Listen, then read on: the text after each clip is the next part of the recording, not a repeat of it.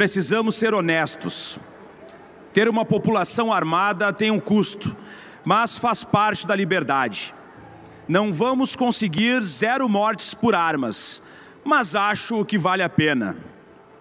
Os negros eram melhores nos anos 40, sob as leis da segregação racial.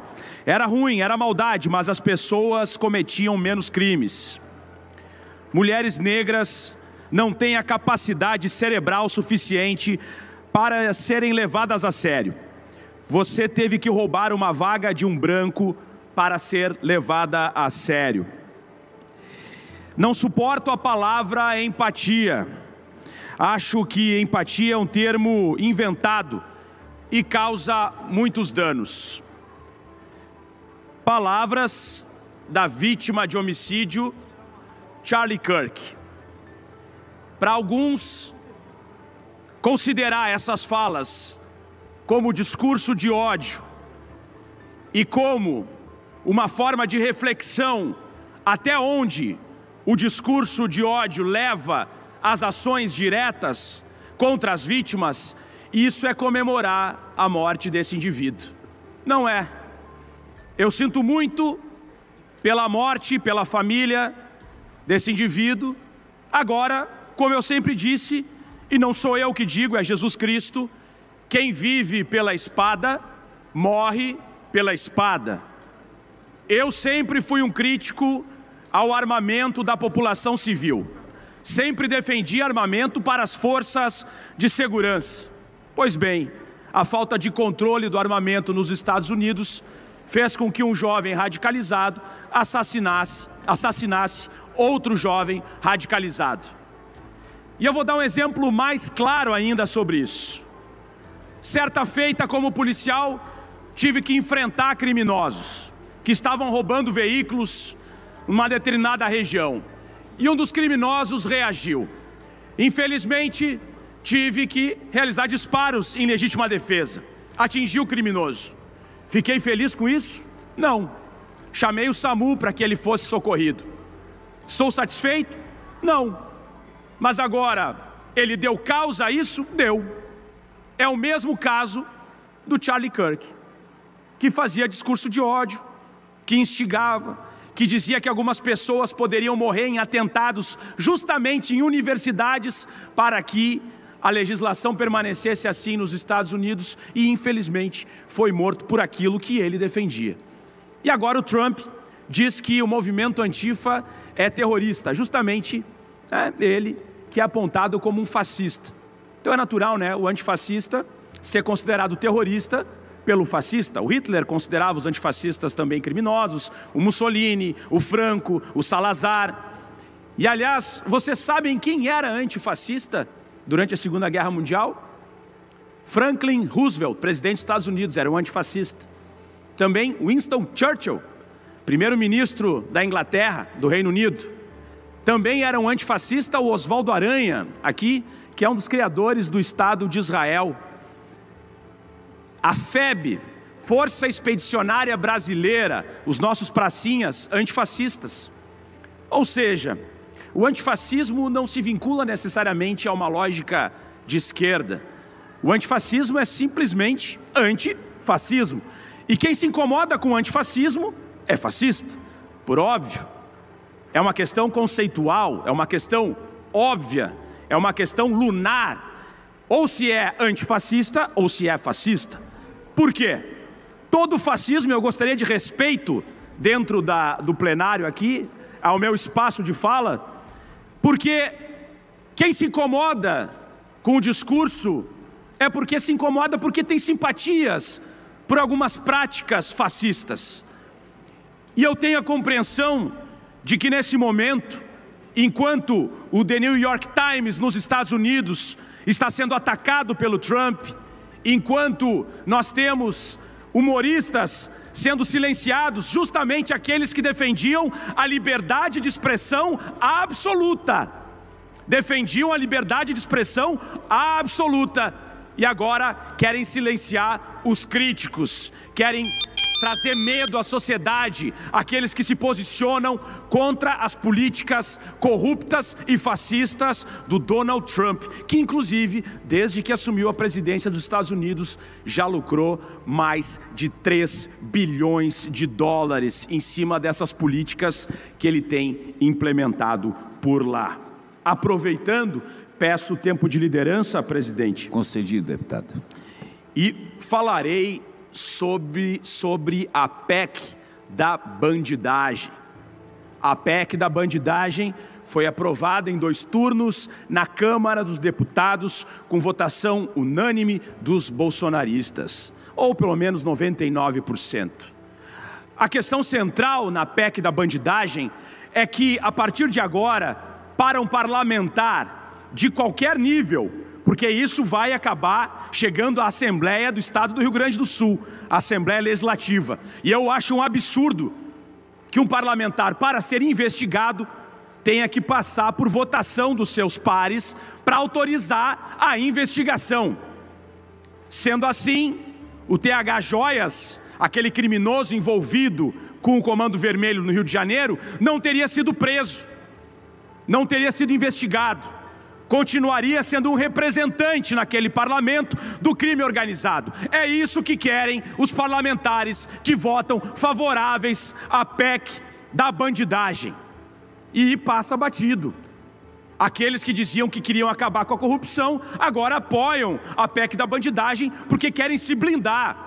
Querem se blindar das investigações sobre o crime organizado, querem se blindar das investigações sobre as emendas parlamentares que estão sendo desviadas e tem investigação em curso e muitos parlamentares serão presos. Querem se blindar das investigações envolvendo inclusive o uso de aeronaves de partidos da direita utilizadas pelo PCC, mas utilizam o discurso da liberdade para silenciar as investigações e para tentar uma blindagem. Ontem mesmo tivemos uma mega operação da Polícia Federal que prendeu grileiros e prendeu pessoas envolvidas no garimpo ilegal e eram apoiadores diretos do Bolsonaro, do Nicolas Ferreira, do Zema, e são essas pessoas que agora tentam aprovar a PEC da blindagem no Senado. Tudo indica que não vai passar, mas eu quero saber quem vai defender que parlamentar não possa ser investigado. Onde estão os reis da moralidade? Onde estão as pessoas que diziam que ninguém está acima da lei? Todos quietos, tentando legitimar, tentando articular um pensamento, uma linha de raciocínio que convença a população de que políticos são diferentes do cidadão comum. E não são cidadãos iguais, mas tem uma casta que se acha protegida porque tem medo nesse momento das investigações, da liberdade que a Polícia Federal tem de investigar, inclusive o próprio governo federal. Doa quem doer, dessa vez está funcionando, mas eles não querem. E eu lembro aqui que a outra prioridade do Congresso Nacional é a lei da anistia para colocar na rua criminoso. Blinda os políticos criminosos, blinda aqueles que já cometeram crimes, e o escárnio é colocar o Eduardo Bolsonaro como líder da extrema-direita lá na Câmara dos Deputados, para que ele possa continuar faltando ao seu trabalho, ganhando dinheiro público para estar em outro país, conspirando contra o seu próprio país. As prioridades da extrema-direita bolsonarista e fascista no Brasil é simples, é uma só: é prejudicar o país, é pedir cassação de visto de brasileiros, é colocar vagabundos para continuarem recebendo dinheiro público sem trabalhar. Enquanto isso, fim da jornada 6x1 está parada, a redução ou aumento, na verdade, da isenção da tabela do imposto de renda para quem ganha até R$5.000 segue parado. Nós temos lá o Luz para Todos, outros programas, inclusive a isenção de conta de luz para 60 milhões de brasileiros, segue parada no Congresso Nacional, porque a prioridade é a defesa de políticos criminosos envolvidos com o bolsonarismo e com a extrema-direita. É para isso que serve o Congresso Nacional. Para ganhar dinheiro, desviando emenda parlamentar, para ganhar dinheiro sem trabalhar, se utilizando da máquina do Estado e ficar fazendo tensionamentos políticos para depois dizer: nós precisamos apaziguar, nós precisamos da paz política. Quem não traz paz política para esse país é a extrema-direita, que o tempo todo tenta dar um golpe de Estado. Se não consegue na marra, na violência física, tenta através de leis, tenta através de anistia, tenta através de golpes de Estado movimentados pelo estrangeiro, invasões estrangeiras no nosso país. E isso fica cada dia mais evidente. Quem está do lado da verdadeira liberdade, quem está do lado da democracia e quem tenta implementar a lógica fascista que hoje predomina nos Estados Unidos, aqui no Brasil. Mas nós não vamos ceder. Os antifas são disparado um grupo terrorista. A lógica do Vossa Excelência é uma lógica meio estranha. Ele diz o seguinte: se você se incomoda de ser, se você se incomoda com um antifascista, então você é fascista. Eu me incomodo com quem estupra. Presumo que ele, pela lógica genial dele, que seja um estuprador. A coisa inacreditável. Eu tenho que ouvir esse tipo de coisa de um cara que vem aqui com essa pompa de quem sabe o que está falando. O deputado Vossa Excelência gravou um vídeo no Réveillon, que foi deletado pelo Instagram, e ele teve orgulho de dizer: foi deletado, vou de novo, pedindo fogo nos fascistas, que no caso sou eu. É o deputado Camusato. Qualquer um que ele não goste. Diferente de Roosevelt, que combatia Mussolini, que subia na tribuna e dizia: eu sou um fascista, ele nunca achou ninguém que subiu em nenhum lugar e disse: eu sou um fascista. Eu não vou mais tolerar, e nós acho que a Centro tem que fazer, e essa casa aqui tem que fazer, discursos de ódio nessa tribuna contra opositores políticos, disfarçado de combate antifascista. Sim, os antifas são terroristas. Sim, os antifas são financiados com dinheiro público. Sim, os antifas são financiados por ONGs. São financiados para promover baderna, para agredir opositores políticos, para calar todos aqueles que eles não concordam.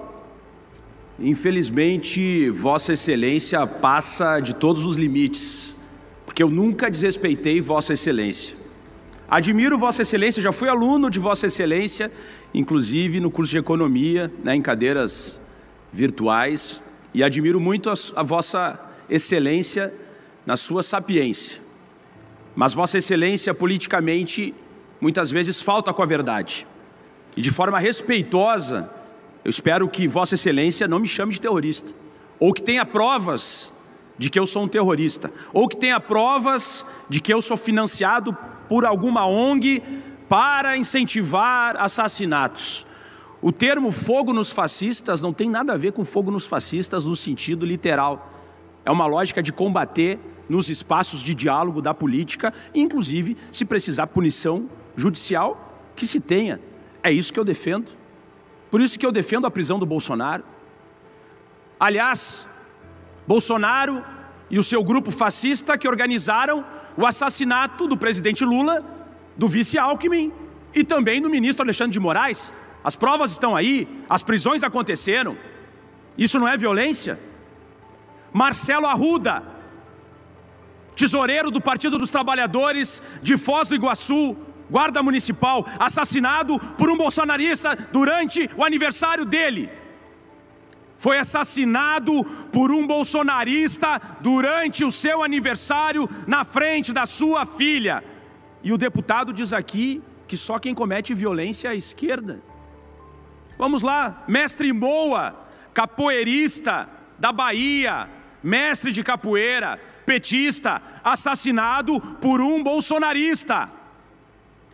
Marielle Franco, Aí vão dizer que não é questão política, mas quem quebrou a placa da Marielle, quem incentivou a violência contra a memória da Marielle Franco, foram os bolsonaristas.